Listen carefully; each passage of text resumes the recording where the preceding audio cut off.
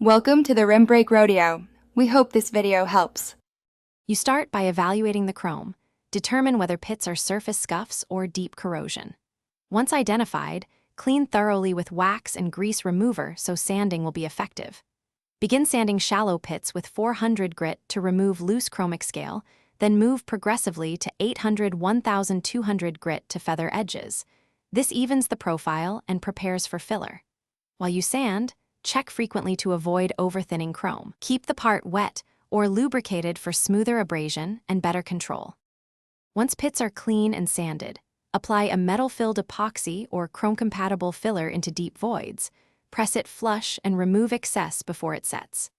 After curing, rough sand the repair down with 800 grit, then refine through 1200-2000 grit to blend the filled area seamlessly into surrounding chrome. After blending, polish with a coarse compound, followed by fine polish to restore shine. Make sure to remove all dust between steps, so polishing yields a consistent reflective surface. To finish, protect the repaired chrome. Apply a thin chrome-safe clear coat or several coats of high-quality wax to seal and slow future pitting.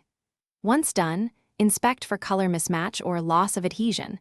If the filler shows through or peels, stop and consider replating or professional rechrome because cosmetic fixes won't fix substrate failure. If you see recurring pitting, check for hidden rust beneath chrome. If present, remove rust and address the metal before repeating repair to avoid repeat failure. Thanks for watching. Consider subscribing if we helped you.